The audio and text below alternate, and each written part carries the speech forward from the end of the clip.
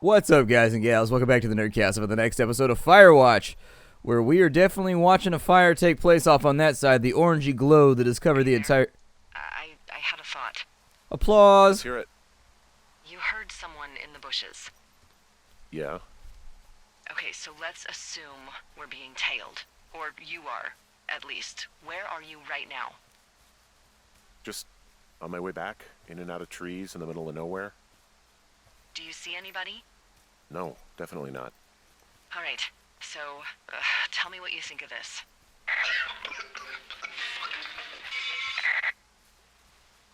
Did you just cough? No. Did you just cough? No. Oh, fuck. Fuck. There isn't any way someone, like, another lookout could be on this line, is there? No. Not without tapping our radios.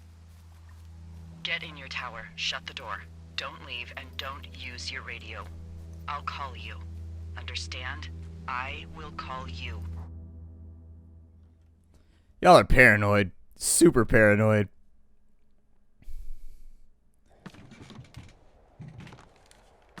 Thoroughfare Tower, this is Two Forks calling you for the, 50th time today. The flapjack fire continues to move in a southerly fashion. Delilah, for fuck's sake, answer your radio. Hello, sunshine. Sorry, went out for a little bit. What can I do you for? I didn't sleep a wink last night, and I've been going crazy for the past 6 hours of sunup. How are you so chipper? Well, it's a new day. What a day, this day we've been given. Maybe I am actually asleep right now. Maybe I didn't stay up all night knowing that someone is... I actually slept just great. Okay. By the way, I was wondering if your Flora of the Shoshone info poster was still up inside your tower? What? It's just protocol that those stay up.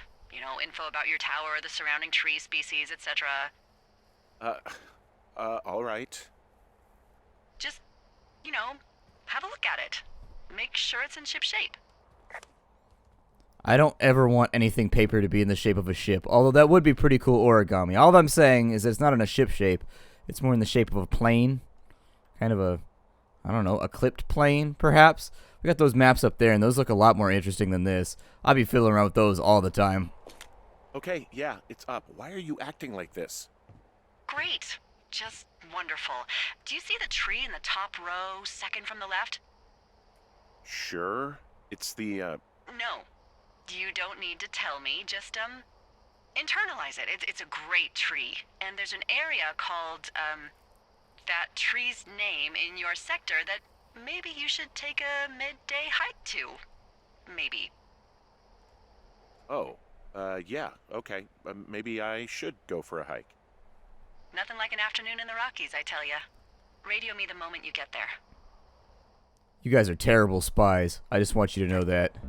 Which tree am I supposed to internalize again? Top row, second from the left. Head to a place named after that tree, and you'll have a wonderful afternoon. Let's have a look for Cottonwood anything. Cottonwood Creek, right there. We don't have a long walk in front of us. That's actually a pretty easy little hike. So we'll run down. We'll also take a look and see if we can find Cache 308 while we're in the area. I don't see anything else down by the scout camps that we haven't taken care of yet, so we should be good. I think we've done a pretty solid job thus far at getting as many of the caches as possible on our way through. And I don't know if there's achievements or anything like that to grab them, but should be easy enough. So we just want to take the southbound trail. Doesn't really matter which southbound trail we take, but it'll get us the hell on out of here. Let's grab our pack. Took off his wedding ring. Huh. Interesting. Can I read my manuscript?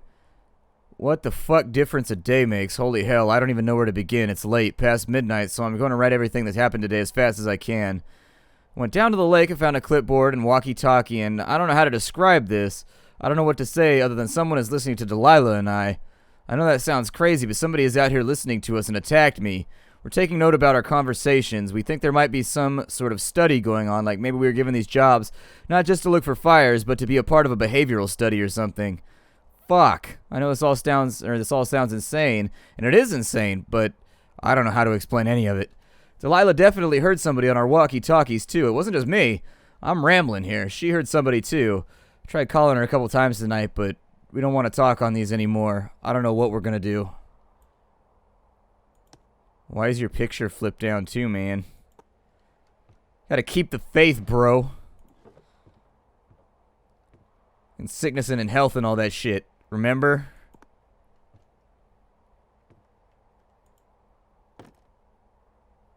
Oh, man. Stop rolling.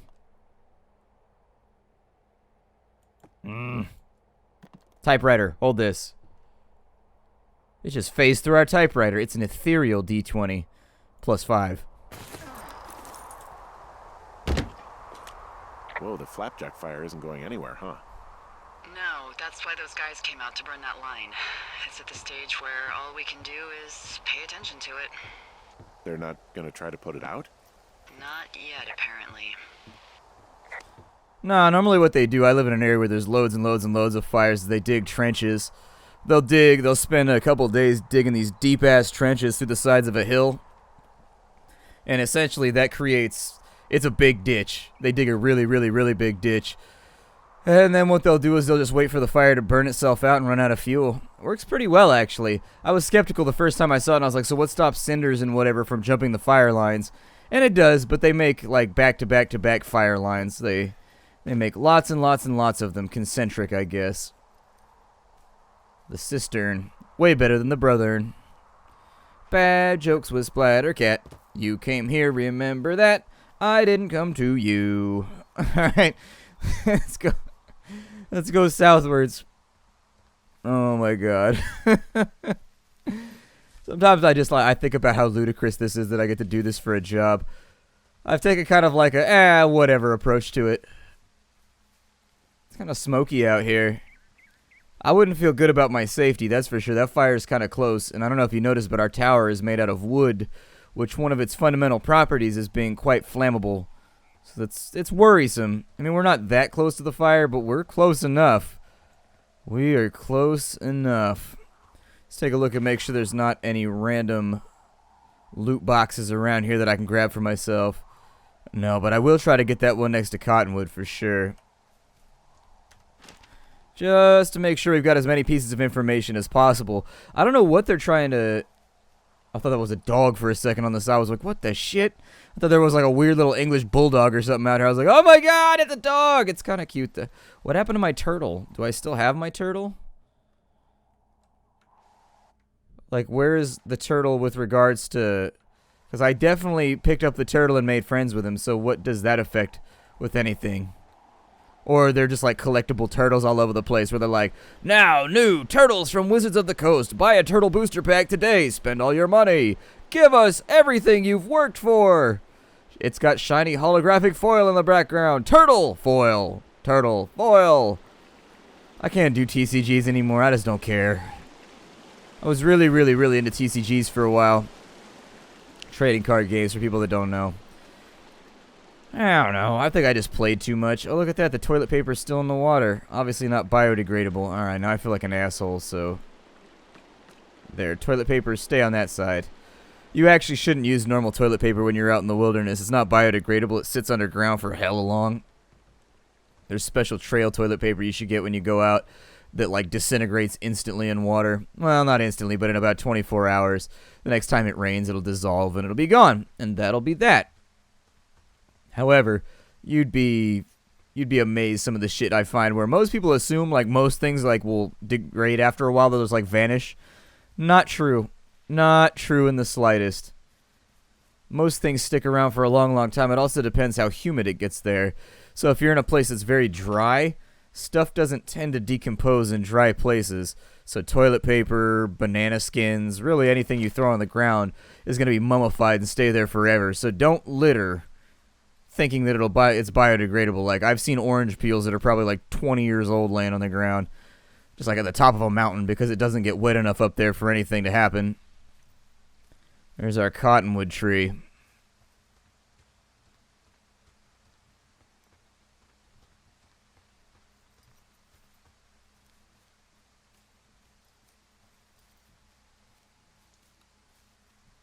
This is ominous.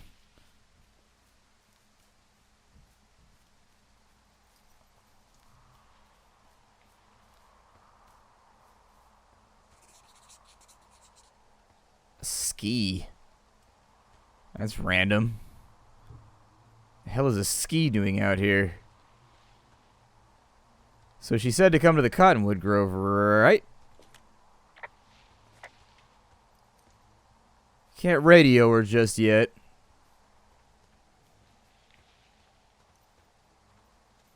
Maybe she said to go past the Cottonwood. It's quiet enough out here to where I start to feel a little bit exposed. Usually I follow the buddy system when I'm out in nature. I don't recommend hiking alone, especially if you're in bear or cougar country. Cougars especially like to take out lone prey. And they are pretty good at it. They'll drop out of trees. They'll do all kinds of crazy shit to take you out. Cougars, they don't eat people all the time, but they definitely get 1 or 2 people a year. I don't know about you, but I don't think I want to be a kitty dinner.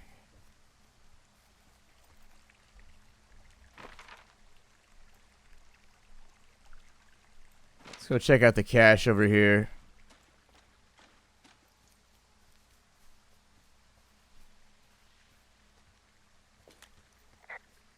We'll get the cache first, then we'll beat in. I'm a little bit worried they're gonna end the day when I call it in.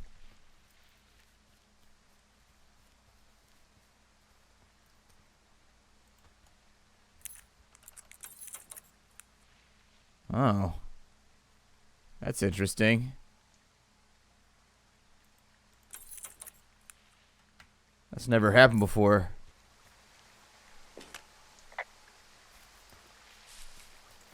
I'm here at Cottonwood Creek. You see the cash box there? I just checked it and the code doesn't work. It's because I changed it. It's 5678. Are you kidding me? I was in a rush.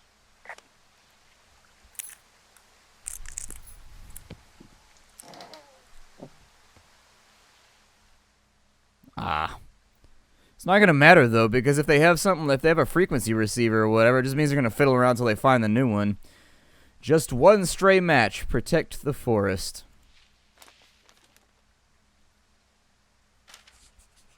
So what did that change about our map?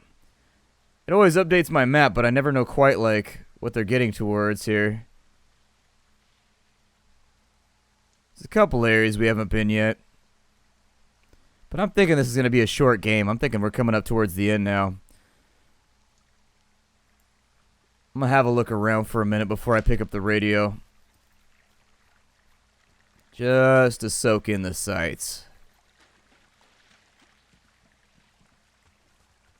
Sounds like there's something in the brush. I keep hearing it off in the corner. Like, I don't know if they're triggering those. So if it's a programmed random occurrence where as you're walking around, it just picks a random direction off screen and, you know, throws a rock into the bushes to make you look. My dad was a big fan of stuff like that. I got abandoned. My mom abandoned me to a bear when I was a kid. My dad and I were hiking along with the rest of my family, my sister and my mom, and I was probably like 5. No, I was probably 7. And my dad had spent the whole day because my dad was bored. And so, being a family man, when you're bored, that means you mess with your family. And so he had spent the whole day just cultivating like this idea that there were bears in the woods and that they were watching us and all this other kind of stuff. And so while we were hiking, he would randomly throw a rock into a bush and be like, "What was that?" You know, and to a 7-year-old, the tension was mounting. And so at one point, he cuts around a trailhead and hides around a corner and throws a rock into the bush behind my mom and I right about the time she comes, like perfectly, to where she didn't see the rock. It whizzed right past the back of, like, not right past the back, but it whizzed behind her, basically, and landed in the bushes. And then he goes, "What's that over there?" And my mom freaked. And so she grabbed my little sister, who was like 2 years old, and took off down the trail. And, like, she just kind of, like, bowled me over and was like, "Oh, well, we're sacrificing the shitty child to save the good one. You got to pick one," and she made her choice. Ever since then, I've never let her forget it. My mother abandoned me to a bear. Welcome to my life. Let's pick up this radio. What is this right here? 3 blind rats. This one's got a missing cover. Give you a chance to read that if you want. So you could pause it if you wanted to. You can go back and pause it. Let's grab this thing.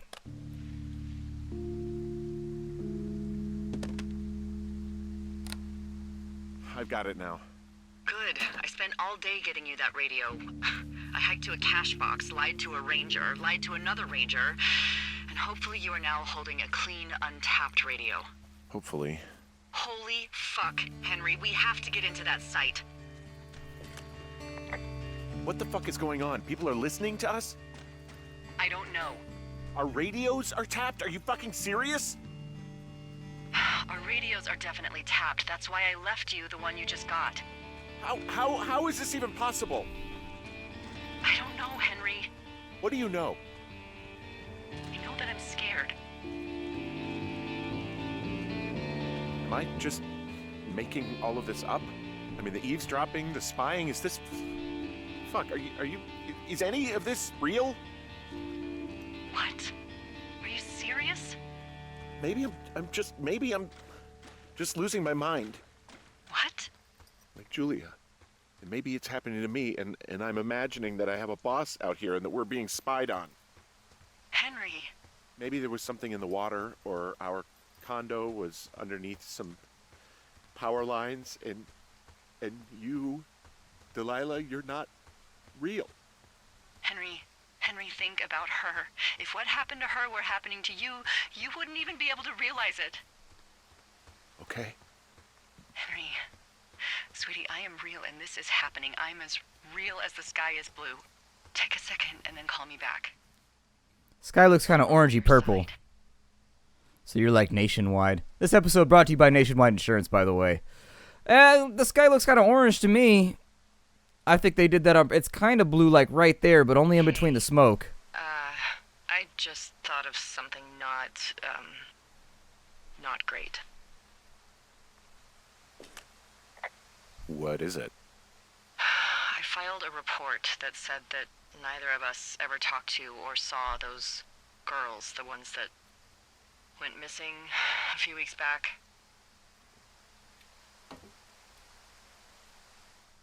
I told her to... Why would you do that? I told you to say the minimum and just keep it vague. I know, and I didn't.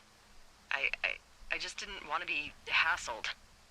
And now someone probably has a transcript of that entire conversation. And I've filed a report that's a blatant lie. Oh, and those girls are still missing. Yep. Well, if they have a...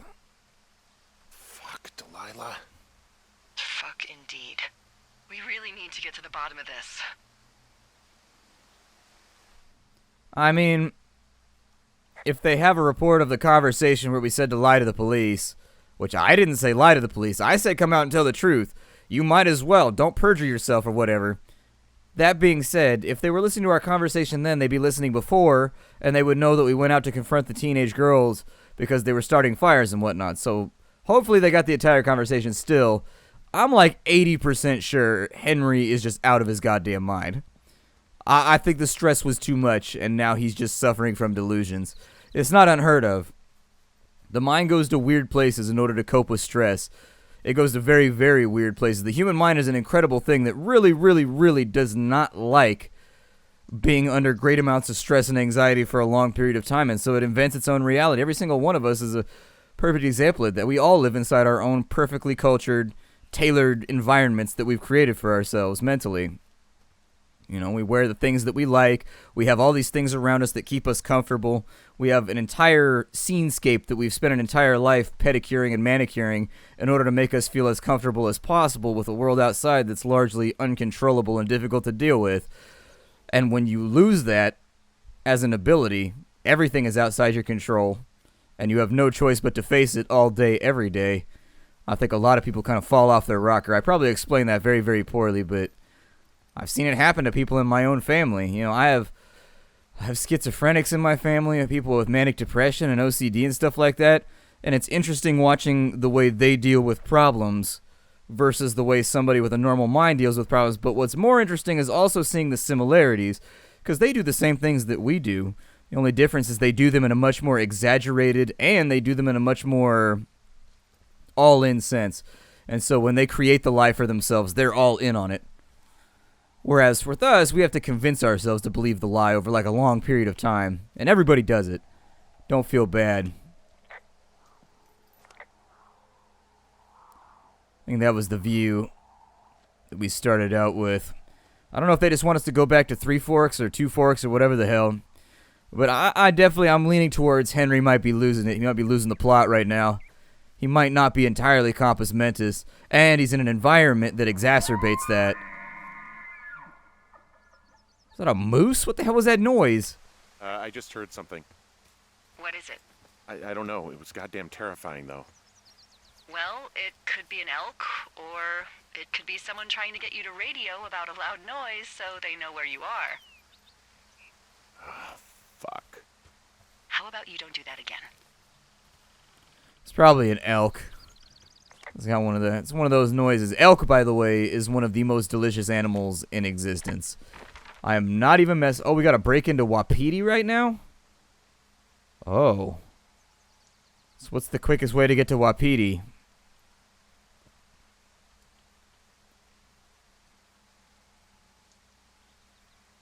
Okay.